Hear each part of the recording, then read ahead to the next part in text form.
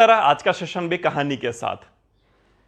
एक बार एक गुरुकुल में बहुत सारे बच्चे विश्व भर से पढ़ने के लिए आते थे। अलग अलग देशों में उसके अलग मान्यताएं थीं। लोग उसके लिए एक सम्मान की भावना रखते थे उस गुरुकुल के लिए। मगर उस गुरुकुल के कुछ नियम थे। उस नियम के तहत एक पूरी परीक्षा जब समाप्त हो जाती थी, जब गुरु को लगता था मेरे बच्चे अब परफेक्ट होने की कगार पे हैं, तो अंतिम पड़ाव में वो एक रेसिंग करवाते थे। ऐसी रेसिंग जिसका परिणाम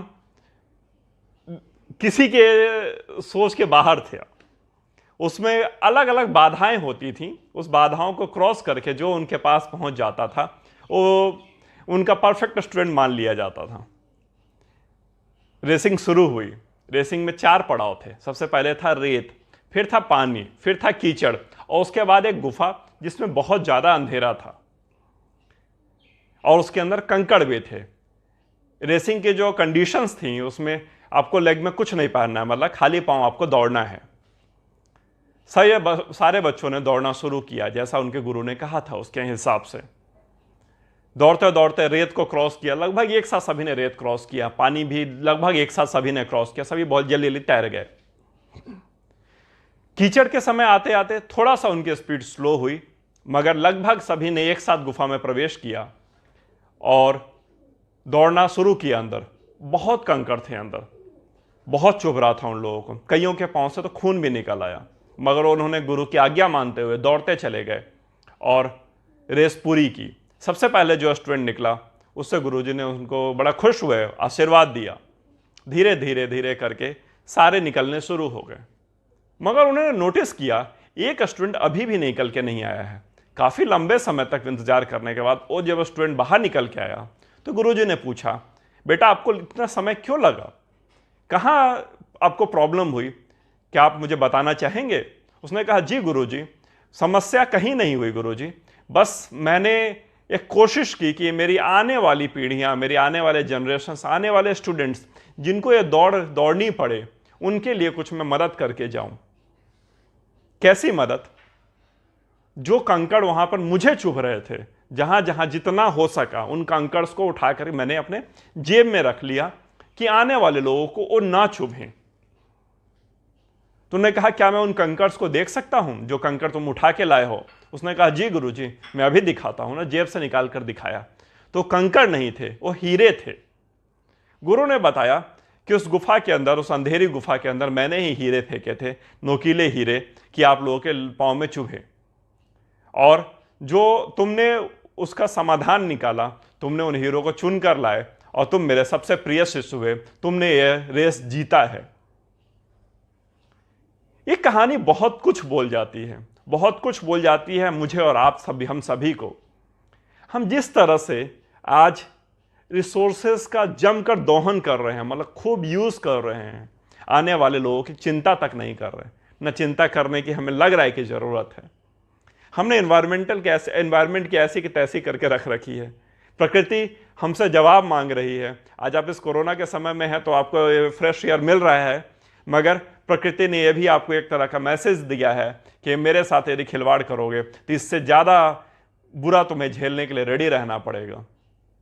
हम लोगों ने खूब पॉल्यूशन किया, हम लोगों ने नदियाँ गंदी की, हम लोगों ने अपने खुशी के लिए, अपने बेनिफिट के लिए, अपने सहूलियत के लिए, अपने लग्जरी के लिए एनवायरमेंट का बहुत बुरा हाल कर दिया।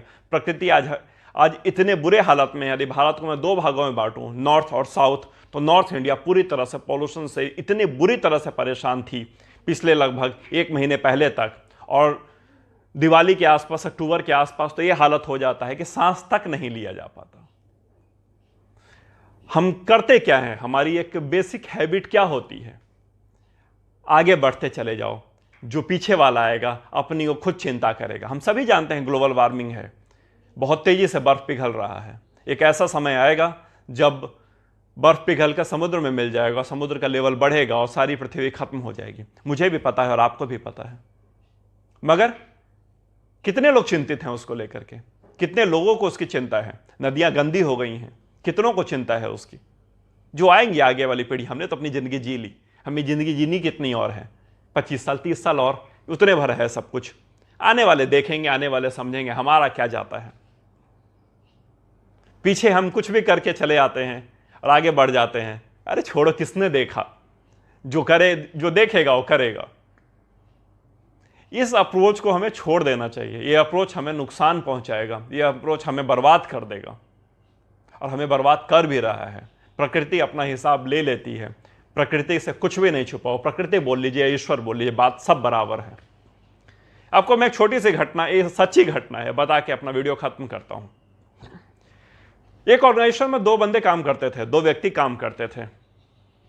अपनी ऑर्गेनाइजेशन की छुट्टी हुई, कंपनी बंद होने का समय हुआ, उन्होंने अपने ऑफिस से निकले और अपनी गाड़ी की तरफ, पार्किंग की तरफ बढ़े और गाड़ी की तरफ बढ़े तो उसमें से एक को याद आया, अरे मित्र, मैं अपने फ्लोर की लाइट बंद करना भूल गया। जनरली मैं ऐसा करता नहीं हूं, पता नहीं आज कैसे मिस हो गया बंद करना, क्योंकि सबसे लास्ट मैं निकला हूं तो मेरी रिस्पॉन्सिबिलिटी थी कि सारी लाइट और एसी बंद करके चलूं। उसने कहा, छोड़ो ना, क्या फर्क पड़ता है, जो आएगा सफाई वाला वो कर देगा, जलता भी रहेगा तो हमारा क्या। उसने कहा नहीं, उसने कहा यार 12th फ्लोर पे हमारा ऑफिस है, कि कौन जाएगा ऊपर, चलो ना निकलते हैं अपने घर, ऐसे ही इतना शाम हो गई है। उसने कहा तुम चलो, मैं लाइट बंद करके आता हूं। उसने कहा जैसे तुम्हारी मर्जी, मैं तो नहीं जाऊंगा। वो गया वापस, सारी लाइट्स बंद की, एसी बंद किया और वापस अपने घर चला गया। कुछ दिनों के बाद कंपनी को एक प्रोजेक्ट पे बहुत बड़ा लॉस हुआ, इतना बड़ा लॉस कि कंपनी को अपने सर्वाइव करने के लिए बहुत सारे एम्प्लॉयज को निकालने की नौबत आ गई। इस स्थिति में भी उस आदमी का, जो लाइट बंद करने आया था, उसको और ज्यादा रिस्पॉन्सिबिलिटीज दी गई, और ज्यादा पावर दिए गए और उसको प्रमोशन किया गया। इतने बुरे हालत में जब ले आउट हो रहा था ऑफ कंपनी का, और जिस व्यक्ति ने कहा था छोड़ो ना, कौन देखता है क्या होता है, उसको अपनी नौकरी गंवानी पड़ गई। किसी ने नहीं देखा था उसको लाइट बंद करते हुए, मगर आप यकीन मानिए ऊपर वाला देख रहा होता है, वो प्रकृति देख रही होती है। कहीं ना कहीं से कोई ना कोई आपको देख रहा होता है, आप जो कर रहे होते हैं। कुछ भी करिए, ऐसा कीजिए कि आपको कल को अगर जवाब देना पड़ जाए तो आपका सर नीचे ना हो जाए। प्रकृति जवाब मांगती है, नेचर जवाब मांगता है। आने वाले पीढ़ियों के लिए, सभी के लिए एक अच्छा देश, अच्छा भविष्य बना के रखना हमारी और आपकी जिम्मेदारी है। चलिए एक हम प्रण लेते हैं, हम ऐसा करेंगे और मिलते हैं नेक्स्ट वीडियो में। उम्मीद करता हूं आपको ये वीडियो अच्छा लगा होगा। आपका दिन शुभ हो।